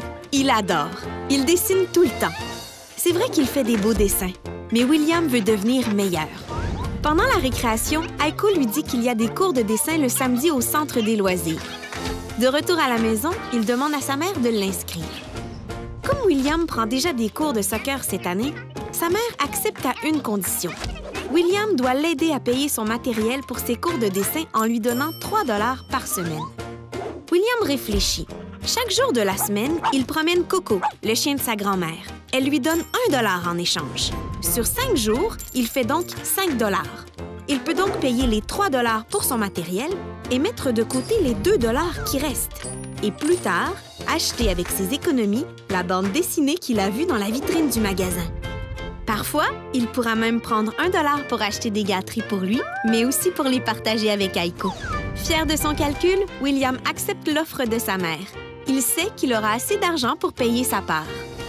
Il vient de faire un budget. Un budget consiste à calculer l'argent qu'on gagnera, moins celui qu'on dépensera pour s'assurer qu'on est en mesure de payer tous nos engagements. Et l'épargne, c'est l'argent qu'on réussit à mettre de côté une fois les dépenses payées, qui peut, par exemple, être utilisé pour s'acheter un objet dont on rêve, comme une bande dessinée, ou un cadeau pour son ami Gabriel. Grâce à son budget, William a maintenant tout pour devenir un artiste accompli. Retour sur le plateau de ces matinales. Réveillez-vous, mesdames et messieurs. Nous sommes là, première matinale en ce 2 janvier 2017. Marcelin Gouvoy, Eva Mani. La dernière ligne droite de cette émission va concerner, bien sûr, la thématique. Et la rédaction en chef a choisi un thème d'à propos, parce qu'on dit généralement, après la fête, la défaite, on a consommé, on a dépensé. Il y a la janviose. Oui, il y a la janviose, un mois qui dure 2 mois. Alors, comment épargner? Comment faire? Et pour nous éclairer, notre consultante, Madame Akon Esther. Bonjour. Bonjour Eva, bonjour Marcelin. Excellente année à vous. Merci. Beaucoup d'argent. Oui, beaucoup d'argent. À vous aussi, à une experte en économie, on ne peut que souhaiter beaucoup d'argent et se souhaiter également la même chose. À vous aussi. Alors, il est question d'épargne aujourd'hui. On va commencer par la base, donc définir l'épargne. Alors, l'épargne, on peut la définir de manière très simple. C'est-à-dire que c'est la partie du revenu qui n'est pas dépensée pendant une période donnée. D'accord. Alors, il y a plusieurs déterminants, c'est-à-dire qu'il y a plusieurs fonctions, plusieurs variables, plusieurs choses, si on veut parler terre à terre, qui définissent l'épargne. L'épargne, globalement, est définie est déterminée par le taux d'intérêt, de manière globale. Et c'est une théorie néoclassique, pardon. Et nous avons aussi l'épargne qui peut être définie par le niveau de revenu. Et ce sont les keynésiens qui en parlent. On peut aussi définir l'épargne ou rattacher l'épargne en fonction de l'âge de l'individu. C'est-à-dire que quelqu'un qui s'appelle Franco Modigliani a dit que l'épargne était plutôt rattachée à l'âge. C'est-à-dire que quand on est plus jeune, on a tendance à dépenser. Lorsque nous rentrons dans la vie active, c'est-à-dire 25-50 ans, nous avons tendance à épargner pour pouvoir couvrir bien sûr les arrières, c'est-à-dire la vieillesse. Et aussi, nous avons un autre monsieur qui s'appelle monsieur Duesenberry, qui lui rattache l'épargne à un effet de démonstration. C'est-à-dire quoi? C'est-à-dire qu'un individu aura tendance à épargner en regardant un peu à côté de lui, en regardant ses voisins. C'est-à-dire qu'il a un revenu, il veut épargner, mais il se dit, tout à côté de moi, quelqu'un d'autre a un véhicule, quelqu'un d'autre a par exemple la dernière montre qui est sortie. Alors, au lieu de dépenser, il va plutôt copier la personne qui est à côté, copier le niveau de vie, si vous voulez, le niveau social de la personne qui est à côté. Alors, de manière individuelle, on peut dire que l'épargne, on peut définir l'épargne par selon 3 façons, 3 manières. On a l'épargne de précaution, on a l'épargne de projet et on a l'épargne d'accumulation. Alors, on va commencer avec le premier genre d'épargne, donc l'épargne de précaution. Alors, l'épargne de précaution, c'est-à-dire que c'est un niveau de revenu que nous mettons juste à côté, un niveau d'épargne que nous mettons juste à côté pour pallier certaines difficultés, pallier certaines choses qui nous arrivent par la force de la nature, par exemple de la maladie, par exemple d'autres choses. Et voilà, c'est une épargne qui est directement en cas de cas. En cas de cas, voilà, c'est-à-dire que c'est directement accessible, voilà, de côté, directement accessible. D'accord. On a également l'épargne de projet. De projet, qu'on peut définir tout simplement, c'est-à-dire que nous avons une épargne, nous avons un projet, nous avons quelque chose qui nous tient à cœur, que nous voulons mettre en route. Un objectif clair. Alors, nous décidons par exemple de mettre un certain montant à côté. Mais cette épargne-là n'est pas directement accessible. Parce que c'est un peu la différence entre la précaution et celle de projet. Donc, ici, on a l'accumulation, Eva. Oui, l'accumulation, c'est-à-dire que c'est une sorte d'épargne qui nous permet, par exemple, d'avoir un peu plus. C'est-à-dire que si on a épargné 100 000 francs, nous avons, à terme, après un certain moment, nous avons 150 000 francs ou alors 130 000 francs. Alors, pour ces différents types d'épargne, nous pouvons dire qu'ici, en Côte d'Ivoire, nous pouvons nous rattacher à notre système bancaire, nous pouvons nous rattacher à notre gestionnaire de compte, nous pouvons nous rattacher, par exemple, à une banque et prendre auprès de ces banques-là, ces structures qui existent, les différentes informations. Et cela peut nous orienter vers ces différents types d'épargne à travers des formes, des supports, des produits que ces banques proposent. Alors, épargne de précaution, épargne de projet, épargne d'accumulation. Est-ce qu'il y a une épargne qui devrait être prioritaire? Est-ce qu'il y a une épargne qu'il faut absolument avoir, celle de précaution par exemple? Oui, celle de précaution, je pense que c'est crucial. Hein. C'est-à-dire que si on a un souci, directement, il fait nuit, il faut quand même qu'on ait un peu d'argent sur place pour pouvoir déjà pallier rapidement aux problèmes que nous avons. Donc, je pense que c'est la première. La thésaurisation. Garder l'argent sur soi, ça peut toujours aider. Ça peut toujours aider. Alors dites-nous, faut-il faire des mini-bilans au cours de l'année par rapport à ce qu'on a pu épargner, tout ça? Oui, moi je pense que oui, qu'il faut faire un bilan. Je pense que c'est vraiment normal. Savoir ce que nous avons épargné, le montant, surtout lorsque nous avons en vue un projet à accomplir. Je pense qu'il faut faire un bilan. Il faut voir qu'est-ce que nous avons, comment est-ce que nous pouvons orienter au niveau de l'année par exemple qui arrive, combien il nous manque et vraiment chercher des ressources pour pouvoir combler cette épargne. Si elle n'est pas vraiment au niveau que nous souhaitons, soit continuer, relancer, ou alors faire plus, faire moins, mais en tout cas qu'on puisse arriver vraiment à ce à quoi nous souhaitons. Bon, Eva, une question pour notre couple. Avec plaisir. Alors la question, Marco me prend toujours au dépourvu. Alors, est-ce qu'il faut épargner ensemble? Parce que Marco, il est très proche de ses finances, il est très proche de ses sous, non? Ah bon? Est-ce que c'est... Je vous entends souvent pour faire les courses. Pour faire les courses au marché, je vous entends quand même. Est-ce que c'est raisonnable quand on est en couple d'avoir une épargne en commun? Mais je pense que oui. Je pense que quand on est en couple, si nous sommes avec quelqu'un, si nous avons décidé de partager la vie avec quelqu'un, je pense qu'il est important de mettre ces ressources ensemble. Puisque nous avons, je pense bien, un projet commun. Nous avons, je pense bien, quelque chose à accomplir ensemble. Donc, il est important, il est bien de pouvoir ensemble épargner, définir ensemble le montant que nous pouvons mettre de côté pour réaliser vraiment le projet que nous avons. Voici une question que beaucoup de personnes attendent.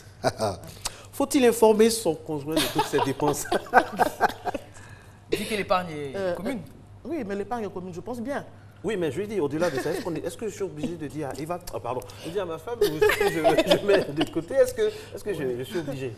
Oui, vous êtes obligé puisque vous avez décidé ensemble de mettre, d'abord de vivre ensemble. C'est la femme qui parle ou bien c'est la consultante? Non, je pense que c'est la consultante qui parle. Okay. D'accord. Alors, il faut mettre, je pense, pour être plus sérieux, je pense qu'il faut informer son conjoint, informer sa conjointe de ce que nous dépensons. Et ainsi, nous avons vraiment, au niveau, comme vous avez parlé de bilan tout à l'heure, nous aurons vraiment à la fin un bilan à faire et nous avons, au lieu d'avoir des questions, tu as fait quoi, tu as fait ci, au moins on a ensemble quelque chose à faire et nous savons là où les sous sont allés. Exactement. On vous rappelle que cette émission est interactive et cela grâce à notre page Facebook Matin Bonheur officiel. Il suffit tout simplement de la liker et de poster par exemple votre question, le cas échéant. Alors, on a, oui, monsieur Conan Eric qui est à Angré qui nous dit « J'ai un salaire mensuel de 800 000 francs. Mais avant la fin du mois, je n'ai plus rien, alors que mon frère qui perçoit 500 000 francs a pu s'acheter une maison. » Wow. C'est une grande question, c'est une grande question. Oui. Alors, je dis déjà merci à monsieur le nom. Conan Eric. Monsieur Conan Eric pour cette question. Alors, avec 800 000 francs, CFA, la question est assez vague. Mais nous allons partir d'hypothèses. Nous allons peut-être faire des hypothèses. Voilà, faire des hypothèses. Nous allons peut-être dire que nous avons le loyer.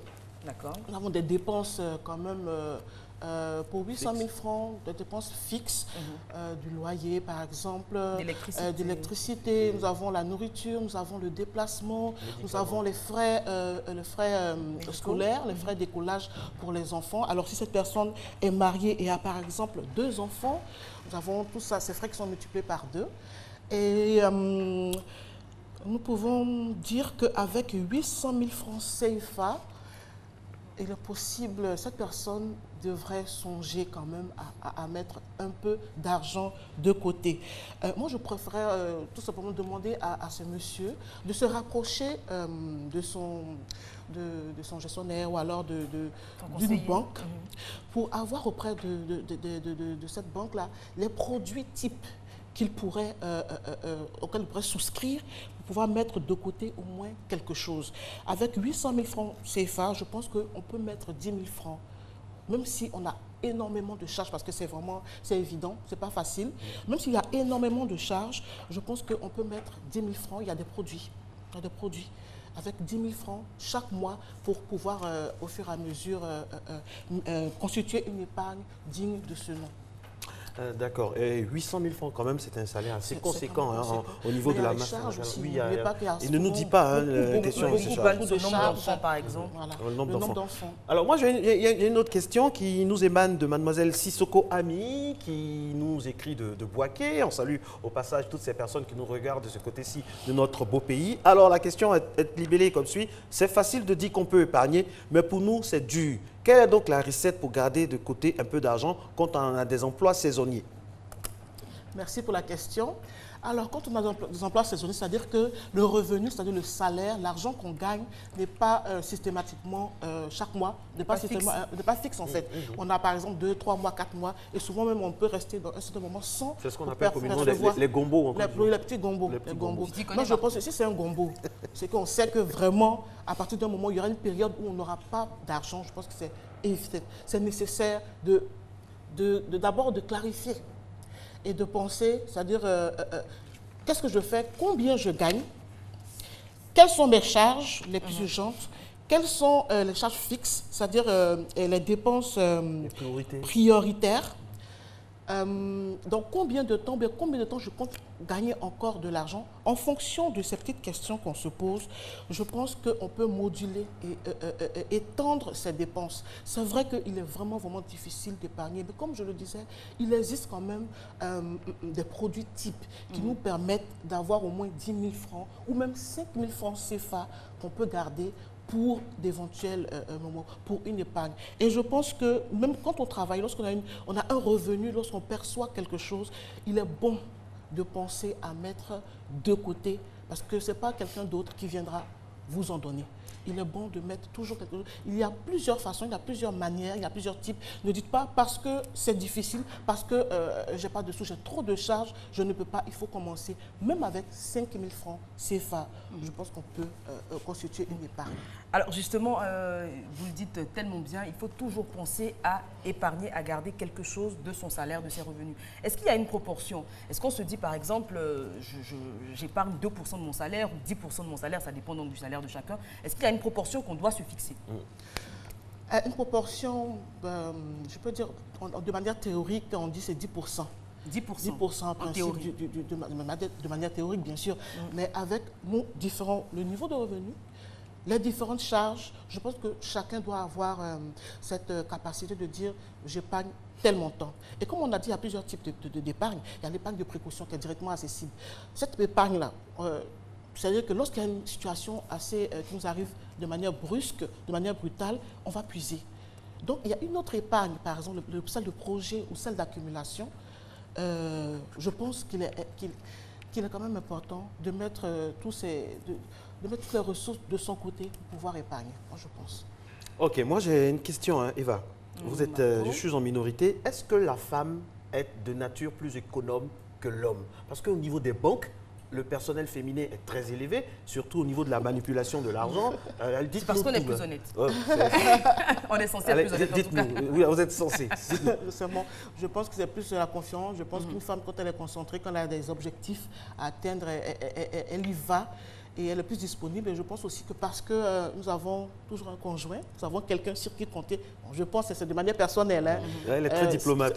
De manière personnelle, je pense que c'est pour ça qu'on confie plus facilement aux femmes ces questions. Et puis aussi, la femme a un souci du détail. D'accord. Elle est plus minutieuse, il y a le détail, il y a le compte, voilà. Donc toutes ces choses, je pense que c'est à cause de cela qu'on confie, ou bien le personnel féminin est plus élevé. Merci. Dernière question avant de finir. Alors dernière question, pour revenir à l'épargne de précaution, parce que moi ça m'intéresse, hein, j'ai décidé de commencer dès la fin de l'émission, Marco. Hein. Je commence mon épargne de précaution. Le compte est commun, hein, c'est le compte matin bonheur, allez. Bien sûr. Alors l'épargne de précaution, on l'a dit, c'est cette épargne qui est directement accessible et qui sert à régler les problèmes du quotidien. Alors si on a eu on va dire un mois béni, où on n'a pas eu de problème, on n'a pas eu de problème de santé, on n'a pas eu on n'a pas eu d'imprévu, etc., qu'on a ce petit pactole-là qu'on a pu sécuriser, qu'est-ce qu'on en fait? On bascule sur une autre épargne, par exemple épargne de projet si on en a, où on se fait plaisir et puis on dit, voilà, j'ai réussi à épargner, qu'est-ce qu'on en fait? Je pense que, puisqu'on parle d'épargne, donc on a déjà, je pense, retiré du revenu les ressources nécessaires pour, par exemple, les loisirs et tout. Donc je pense que cette épargne, elle serait plus intéressante si on la basculait sur une épargne de projet, puisque en principe, le mois qui vient, les 2 salaires, le compte commun, matin bonheur, sera approvisionné. Yes, merci. Alors, j'aimerais savoir, au niveau des enfants, à quel âge doit-on leur inculquer cette notion d'épargne? Alors, dès que c'est compté, l'argent, parce que maintenant les enfants, oui, dès qu'on leur donne 100 francs, ils savent. Moi, je pense qu'on peut commencer dès le bas âge, vers 5-6 ans, je pense, ne serait-ce qu'en lui donnant 100 francs et en voyant un peu comment il se comporte. Voilà. En lui disant, par exemple, si tu as 100 francs et que tu peux mettre 25 de côté pour t'acheter, par exemple, demain ou après-demain, avec 1000 francs, ce que tu veux. Ou alors, par exemple, je sais pas, quelque chose qui lui fait plaisir, une bande dessinée comme on l'a vu dans le film, ou alors un jouet, quelque chose qui lui fait plaisir. Déjà, inculquer cela à l'enfant, je pense que c'est très important. Et lui montrer surtout qu'au bout de l'épargne, il y a toujours la récompense. La récompense, moi je pense que c'est très important. Si tu fais ça, tu auras ton cadeau. Si maman fait ça, elle aura son pagne, elle aura son... Voilà, c'est comme ça. Il faut toujours suivre ça. Est-ce que on est obligé de suivre ça par une récompense? Parce qu'à la fin, c'est une récompense au fait. Non, mais je pense que, puisqu'on aura... je pense que l'argent, c'est nous-mêmes qui l'épargnons. Et donc, à la fin, je pense que la récompense, c'est le pactole qu'on a quand même accumulé. C'est déjà une grande récompense, je crois bien. Très bien. Merci beaucoup. Merci. Madame Akon, on rappelle que vous êtes notre experte en économie. Merci. Et je suis sûre d'ailleurs que tous vos conseils ont fortement aidé nos amis du matin qui sont en ce moment même devant leurs différents écrans. Marco. Alors, on espère en tout cas que vous allez soutenir l'ouverture officielle de ce compte commun Marcelin Goué Eva Amani, un compte destiné bien sûr destiné aux téléspectateurs. C'est un compte où il y aura de la bonne humeur, des couleurs, de la bonté, du don de soi. Ce sera comme ça tous les matins du lundi au vendredi de 5h55 à 7h30. D'ailleurs, on arrive à grands pas à 7h30, oui. On va faire la revue donc, de nos selfies et de nos différents petits déj parce qu'on vous rappelle, c'est le moment d'être interactif et de partager avec nous déjà vos images au réveil, surtout, je précise, avec le ciel en arrière-plan. Alors, on se souvient de cette première image qui nous venait de... Assini. Azuretti, magnifique image donc de notre ami avec une belle composition de couleurs, Eva. Oui, on continue avec la seconde image qui nous venait donc de Gagnoa, voilà. Voilà, très belle image. On continue avec la troisième et dernière image. Troisième image, ça c'est du côté de la Riviera Abata. Avec bien sûr le thème de cette photo, c'est « Autant suspend ton vol ». Voilà. Oui, poète Marco. On va finir avec les différents petits déj qui nous sont parvenus ce matin. Qu'est-ce que vous avez mangé? Eh bien, pour commencer, il y avait des galettes avec de la bouillie de mil ou de riz, je ne vois pas bien. Mais en tout cas, bon appétit à vous. Elle fait semblant de ne pas voir. Elle connaît le plat par cœur. Alors, deuxième petit déj qu'on vous a proposé tout au long de cette émission. Là, c'est assez classique, hein, du pain au chocolat et du café au lait. Et puis mon préféré pour aujourd'hui, donc ce fameux riz couché, à savoir le riz de la veille avec du piment, avec des épices, avec des sandales, bon, qui ne sont pas dans le plat, mais qui sont autour du plat, ça fait partie du décor. Marco. Oui, Eva, j'étais très heureux de partager ce grand moment et on espère qu'on sera vraiment avec beaucoup de beauté et de bonté, de don de soi tous les jours au rendez-vous avec Eva. On a décidé d'ouvrir notre compte, on a décidé franchement de faire plein de choses, hein, n'est-ce pas? Exactement. Et surtout, on est ensemble pour le meilleur et pour le matin. Absolument. Bah oui, tous les matins, Marco l'a dit, 5h55, 7h30, c'est avec beaucoup de plaisir que nous allons ouvrir l'antenne de RTI 1 et vous donner toutes les clés afin de démarrer cette journée toutes les journées également, dans la bonne humeur. Merci, merci encore une fois. Excellente année 2017 à vous. Bonne année. Allez, on va manger maintenant, on est un peu fait. On va manger, ok, allez, ciao. Okay, merci. À demain. Okay.